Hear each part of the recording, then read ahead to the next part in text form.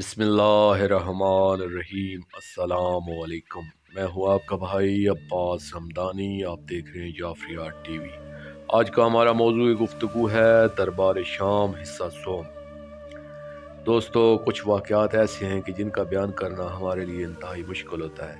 इनमें से चंद वाक़यात ये हैं, मसलन शाम गरीबा के वाक़यात, करबला से कूफा और कूफा से शाम तक के वाक़यात, मलाउन के दरबार में पाक पर्दादारों सलवातुल्लाह अलैहिन का दाखिला बयान करना। गोया ये पुल सरात पर चलने से भी ज़्यादा मुश्किल काम है, इसलिए मैं अर्ज़ करूँगा, बल्कि दस बस्ता ज़ाकरीन व मुकर्रीन हजरात से गुजारिश करूँगा कि इन वाक़यात को बयान ही ना करें तो बेहतर है, क्योंकि यह रास्ता बाल से ज़्यादा बारीक और तलवार से ज़्यादा तेज़ है। अगर ज़रा सी भी लग़ज़िश ज़बान हुई तो अंजाम अब्दी जहन्नम ही है। एक तो मसाइब बयान करने वालों के दिल में मोमिनीन को ज़्यादा रुलाने की ख्वाहिश इन्हें ज़्यादा से ज़्यादा मज़ालम बयान करने पर उकसाती है। दूसरी तरफ पर्दादारान वहदत सलवातुल्लाह अलैहिन की अज़मत का तकाजा ये है कि हद अदब बरकरार रहे और कोई तौहीन अमेज़ लफ्ज़ ज़बान से सादर न हो। अक्सर ज़ाकरीन व मुकर्रीन और उलमाए कराम मुसलमात शिया से लाइल्म होते हैं, यानी हमारे मसलक के बुनियादी अकायद के तस्लीम शुदा मसाइल से नावाकफ़ होते हैं। इसलिए मसाइब ख्वानी की हवस में वो शिया असना अशरिया मसलक व मज़हब के बुनियादी और अहम हक़ाइक़ व नज़रियात और अकायद को पामाल करते हुए गुजर जाते हैं। अगरचे कुछ लोग इन मुसलमात शिया से वाकिफ़ भी होते हैं, मगर वो भी ज़्यादा गरिया व ज़ारी की ख्वाहिश में इन चीज़ों को पसे पुश डाल देते हैं। मैंने ख़ुद मुशाहिदा किया है कि मेरे फाज़िल अहबाब दौरान फ़ज़ाइल तो इन्हीं मुसलमात शिया की बुनियाद पर अपनी सदाकत साबित कर रहे होते हैं, मगर ज़िक्र मसाइब शुरू होते ही अपनी एक घंटे की गुफ्तगू की तरदीद शुरू कर देते हैं और मसाइब ख्वानी की हवस के असीर होकर अपनी साबका पूरी तकरीर ही फरामोश कर देते हैं। मोमिनीन कराम का ये हाल है कि वो अक्ल घर छोड़कर मजलिस में आते हैं और वो ज़ाकर या मुकर्रर की किसी बात पर गौर करना गवारा ही नहीं करते। इस मकाम पर एक मुसलमा बयान करता हूँ कि ताकि वाक़यात मसाइब को पढ़ने, सुनने और बयान करने में मसाइब व रवायत को एक दुरुस्त पैमाना दस्तयाब हो सके।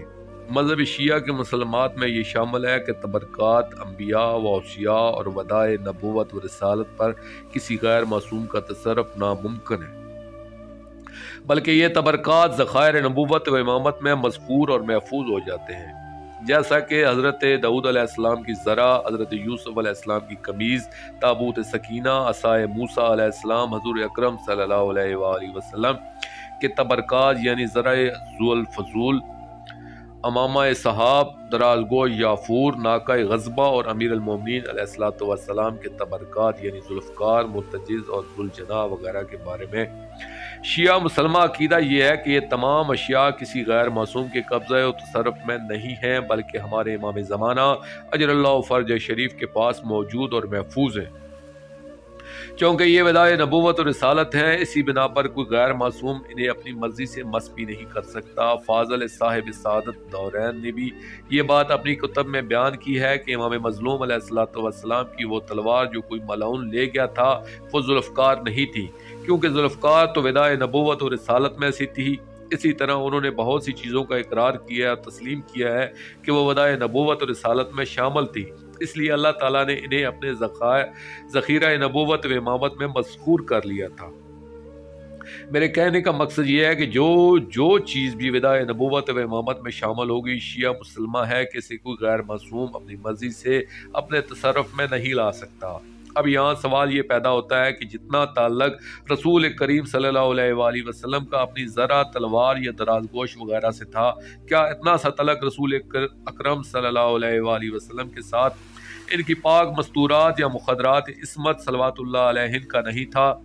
और अगर इससे लाखों करोड़ों दर्जे ज़्यादा इनका तल्लुक शहंशाह अंबिया सल्लल्लाहु अलैहि वसल्लम के साथ था, तो फिर इनके हालात और वाक़यात बयान करते हुए इन मुसलमात को क्यों बुला दिया जाता है?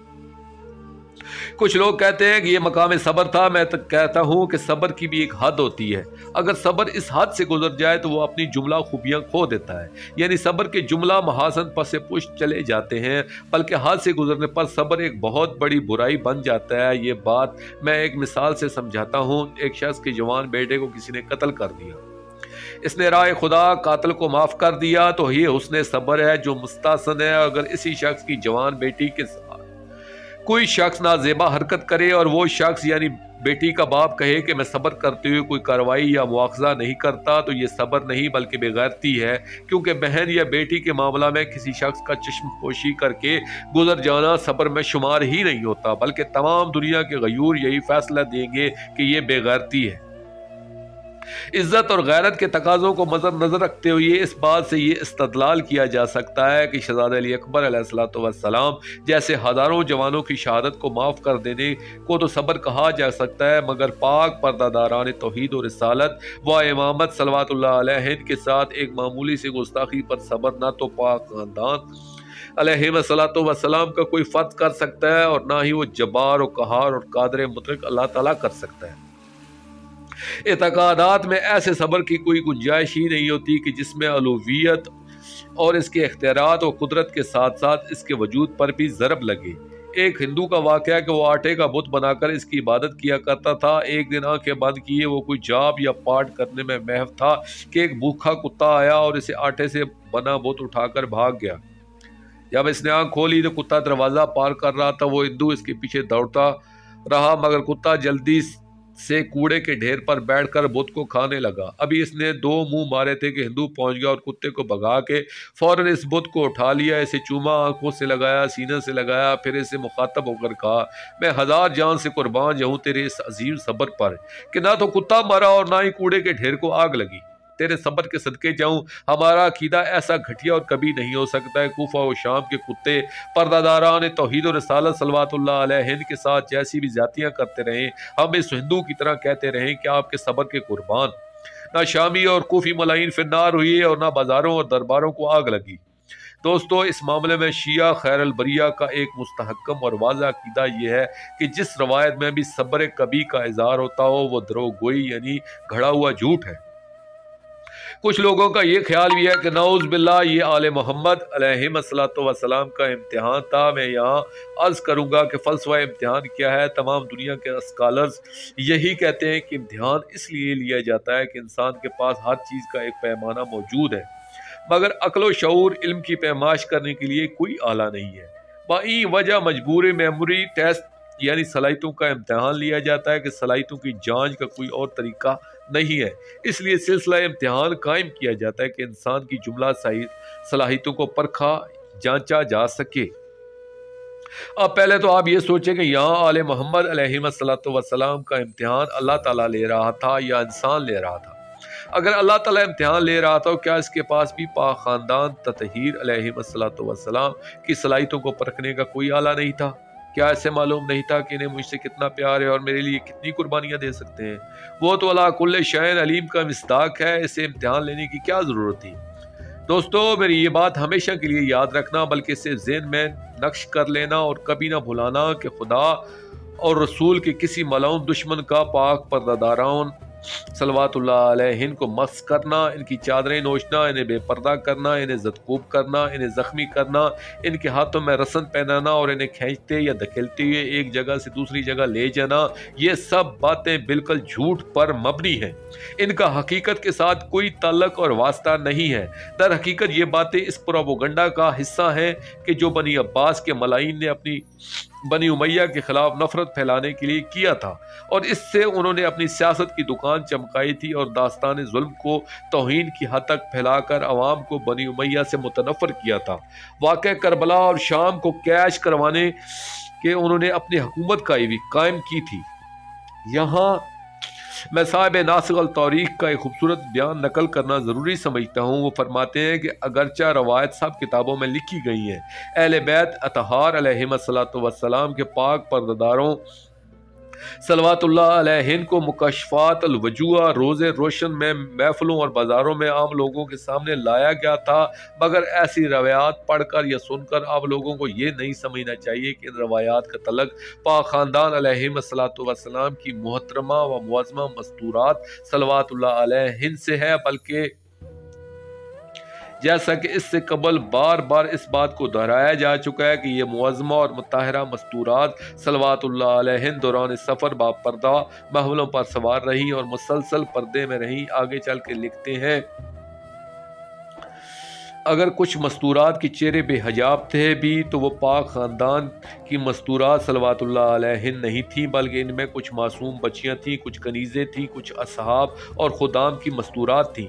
فرماتے ہیں کہ پروردہ سرادقات طہارت دختران توحید و رسالت صلوات اللہ علیہن کا کسی سے قیاس کرنا بھی مناسب نہیں ہے، کیونکہ خائن اور بدشار آنکھوں کو اتنی طاقت ہی نہیں دی گئی کہ ان کی طرف نگاہ اٹھائی جا سکتی۔ نیز کفر و شرک کی امراض میں مبتلا دلوں میں اتنی جرت کا تصور بھی محال ہے کہ وہ پاک پردہ صلوات اللہ علیہن کے حریم ذات کے اندر چشم تخیل سے جھانک بھی سکیں، اور نگاہ اشکیا کو یہ صلاحیت ہی نہیں بخشی گئی تھی کہ وہ ناموس کبریا کی طرف نظر کر سکتے۔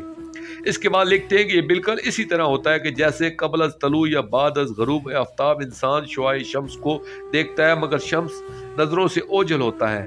ہو سکتا ہے کسی شعاع انوار کا مشاہدہ کیا ہو، مگر کسی ناپاک نگاہ نے شمس عصمت توحید کو بالکل نہیں دیکھا تھا۔ آیت تطہیر اس بات کی روشن دلیل اور بہترین استدلال ہے۔ نیز واقعہ جناب سہل ابن سعد کا یہ فقرہ بھی گواہ ہے کہ واللہ ما نظرت علیکم بربیۃ، اللہ کی قسم آپ کی ذات قدس کی طرف کسی کی نظر اٹھ ہی نہیں سکتی تھی۔ معصومہ بی بی صلوات اللہ علیہ کا بیان کرنا اور سہل ابن سعد کا بے ہوش ہو جانا ان کے اس مرتبہ غیبی پر حجت مبرہن ہے۔ جملہ شیعان امیر المومنین علیہ الصلوۃ والسلام کا یہی عقیدہ ہے، اس لیے جو روایات اس عقیدے کے خلاف نظر آئیں، چاہے میری کتاب ہی میں کیوں نہ ہو، اس کو رد کرنا واجب ہے، اور ایسی توہین امیز روایات پڑھنا یا سننا ہرگز جائز نہیں ہے۔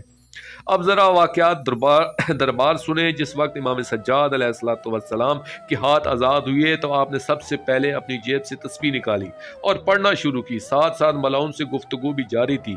ملعون شام کی نگاہ پڑی تو اس نے فوراً کہا، میں دیکھ رہا ہوں آپ مجھ سے گفتگو بھی فرما رہے ہیں اور تسبیح کی گردش میں بھی کوئی فرق نہیں آ رہا۔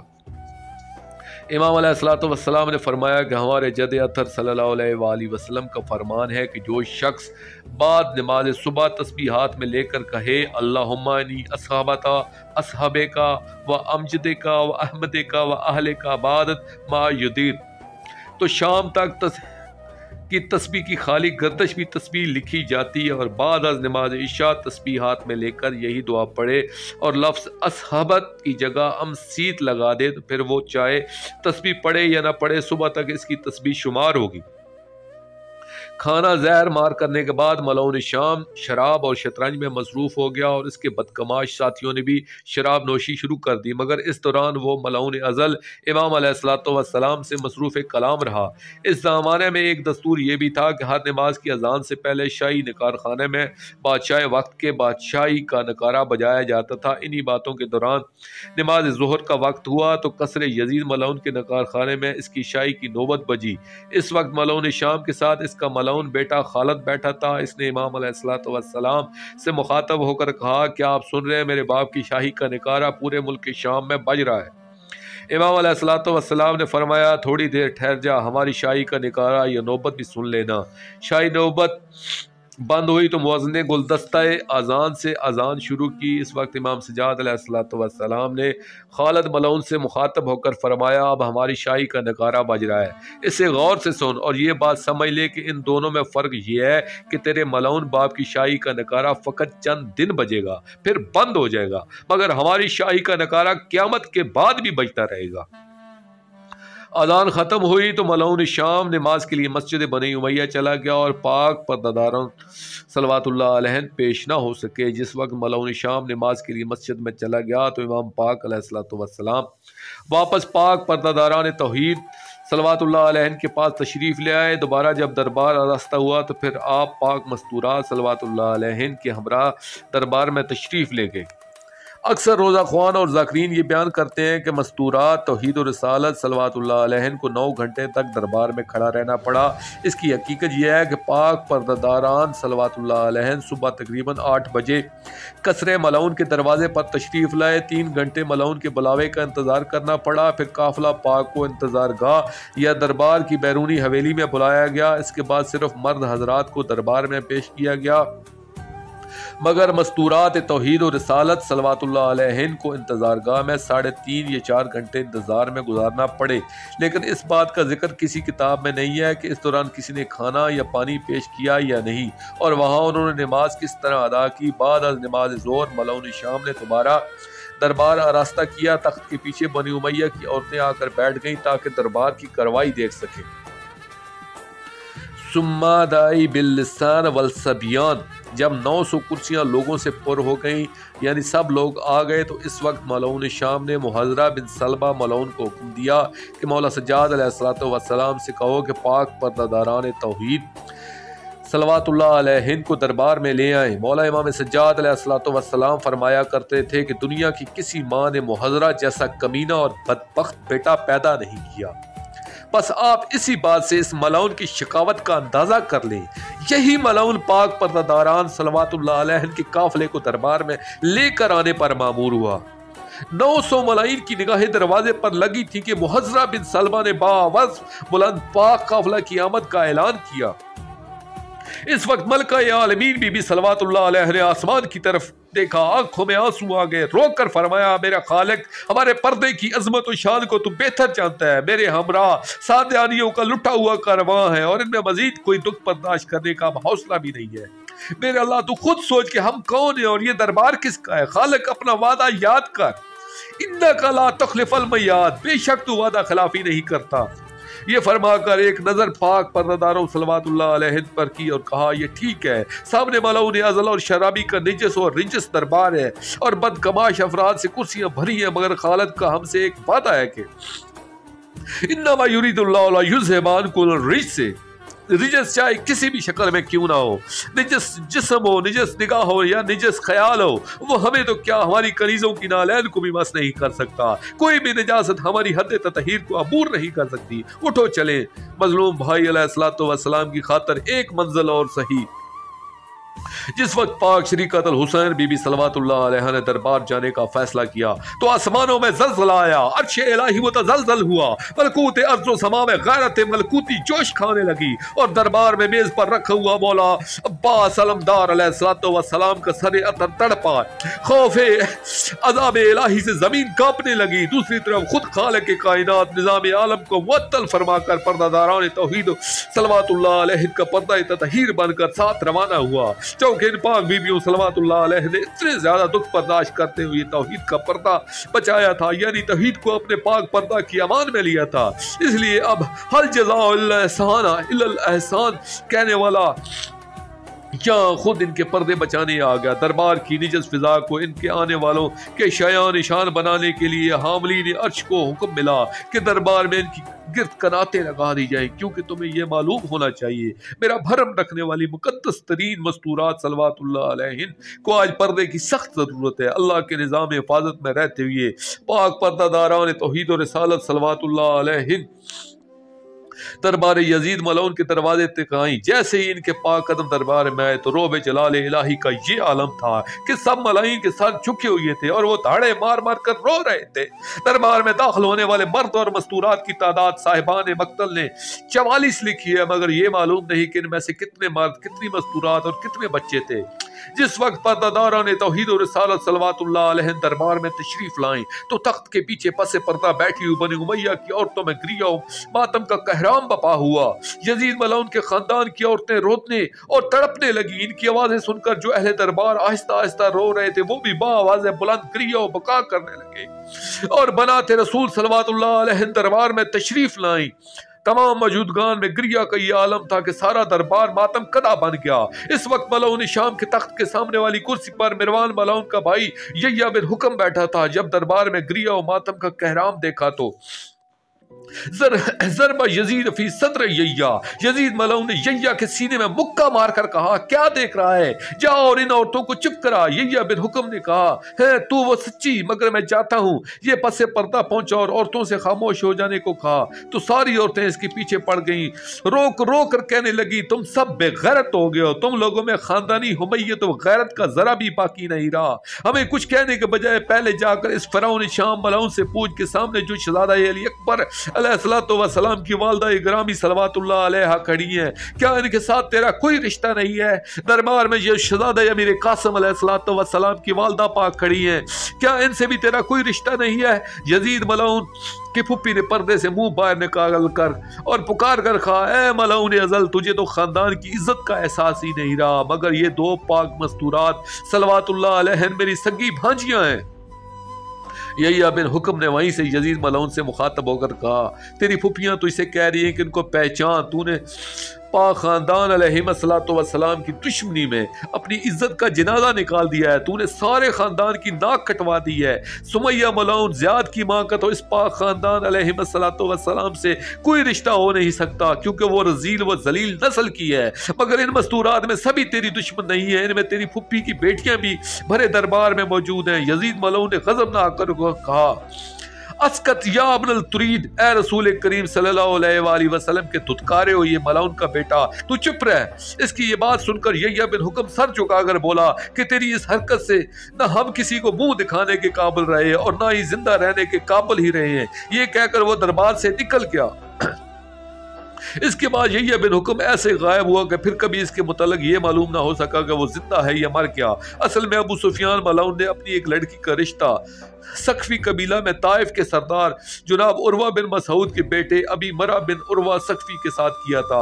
इसी अबी मरा बिन उर्वा बिन सकफी की दो पाक शहजादियां सल्लल्लाहु अलैहिन पाक घर की जीनत बनी थी। इनमें से एक शहजादा अली अकबर अलैहिस्सलातु वस्सलाम की वालदा पाक और दूसरी शहजादा अमीर कासिम अलैहिस्सलातु वस्सलाम की वालदा पाक थी। ये दोनों मुखदरात इस्मत व तहारत सल्लल्लाहु अलैहा इस वक्त दरबार में मौजूद थी, जिसकी बिना पर बनु उमैया के जन और मर्द हुमैयत अरब के तहत रो रहे थे। इन्हें पाक खानदान की दीगर मस्तूरात सल्लल्लाहु अलैहि के दरबार में आने का कोई एहसास नहीं था। मैं पहले अर्ज कर चुका हूँ कि पाक पर्दादारान तौहीद सल्लल्लाहु अलैहि की तरफ किसी शामी या कूफी मलऊन की निगाह नहीं उठ सकती थी, चाहे बाजार हो या दरबार हो, क्योंकि नूर तौहीद इनके पर्दों का हाफिज व निगरान था। काफिला पाक दरबार में पहुंचा तो यही हंगामा आराई शुरू हो गई। मलऊन शाम सोचने पर मजबूर हुआ कि अब मैं इन पाक मस्तूरात सल्लल्लाहु अलैहि को पस पर्दा भेज दूं या जिंदान में भेजूं। यजीद मलऊन की एक बहन का नाम हिंद था, इसकी एक बीवी का नाम भी हिंद था जो अब्दुल्ला बिन आमर की बेटी थी। इस मलऊन की बहन हिंद ने देखा कि गुलस्तान ततहीर की दो मासूम कलियां दरबार में खड़ी हैं, एक 4 साल की दूसरी 5 साल की है। जब ये दरबार में दाखिल हुई तो इन दोनों बहनों ने अपनी आस्तीनों से अपने चेहरे छुपा रखे थे। एक पाक मासूमा बीबी सल्लल्लाहु अलैहा थी, एक इनकी छोटी पाक बहन सगीरा बीबी सल्लल्लाहु अलैहा थी।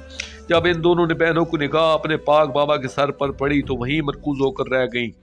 हिंद बिनते माविया का बयान है, मैंने देखा कि इन दोनों मासूम बच्चियों की आंखें खुली हुई थी और आंसू रवां थे, क्योंकि वो दुश्मन के खौफ से रो भी नहीं सकती थी और इसी हाल में अपने पाक बाबा अलैहिस्सलातु वस्सलाम को देखकर बर्दाश्त करना भी इनके लिए बहुत मुश्किल हो रहा था। मैंने इस वक्त यजीद मलऊन को पुकार कर कहा, जालिम, कम सन बच्चियों पर इतना जुल्म करना जायज नहीं है कि इनके पाक बाबा अलैहिस्सलातु वस्सलाम का सर सामने तश्त में पड़ा है। कोई बेटी अपने बाप को इस हालत में देखकर बर्दाश्त नहीं कर सकती। क्या तुझे इतना भी एहसास नहीं है कि इन मासूम बच्चियों के दिल पर क्या बीत रही है? जब मलऊन अज़ल ने बहन की ये बात सुनी तो इसने फौरन सारे अतर को फिर से रुमाल से ढांप दिया और बहन से कहा, इन मासूम शहजादियों को पसे पर्दा बुलवा लो। जब इस मलऊन की एक कनीज दोनों शहजादियों को अंदर ले गई तो हिंद ने कनीज से पूछा, ये कौन शहजादियां हैं और उन्हें इस तरह क्यों पर्दा बनाया हुआ है? इससे बताया गया ये मजलूम शहंशाह करबला अलैहिस्सलातु वस्सलाम की दुख्तरान है। जब कनीज ने तारफ कराया तो पाक मासूमा सल्लल्लाहु अलैहा ने बेतहाशा रोना शुरू कर दिया। इतना गरिया फरमाया कि मालूम होता था कि इनकी रूह कब से अंसरी से परवाज कर जाएगी। फौरन उम्वी औरतों ने दिलासा देते हुए पूछा कि आखिर इतना गरिया करने की वजह क्या है? मासूमा बीबी सल्लल्लाहु अलैहा ने फरमाया, हम अपने तमाम अहबाब के साथ अपने घर में आबाद थी। इन जालिमीन ने करबला में हमारा घर लूट लिया, हमें बेआसरा कर दिया, फिर अरब के शहरों में हमें फिराया गया, हमारी हद तक हुर्मत की गई, हमारी तशहीर की गई। अब हम किस मुंह से वतन वापस जाएंगे?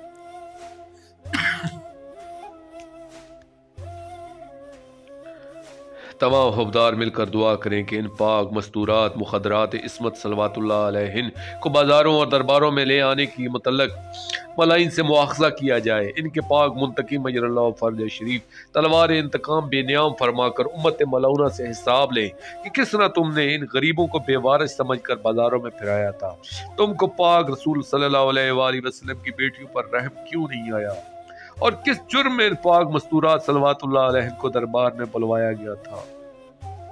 आमीन या रब्बिल आलमीन। दोस्तों, आखिर में मैं शुक्रिया अदा करूँगा अपने मुर्शिद करीम सैयद मोहम्मद जाफर ज़मान नकवी अल-बुखारी सरकार नाम-ए-ज़िल्ला ताला का ये मजमून मैंने उनकी किताब मजालस अल-मुंतज़रीन अला रोज़त अल-मज़लूमीन जिल्द 5 से पेश किया। और आखिर में अपने पाक शहंशाह की बारगाह में दुआ करेंगे, अल-अजल अल-अजल या वली अल-मज़लूमीन या सफ़ीनत अल-नजात या अमान अल-खाइफीन अजरल्लाहु ताला फरजक व सल्लल्लाहु अलैका या रब्बा मुहम्मद व आले मुहम्मद सल्लल्लाहु मुहम्मद व आले मुहम्मद वाजिल फरजाल मुहम्मद सल्लल्लाहु अलैहि वसल्लम।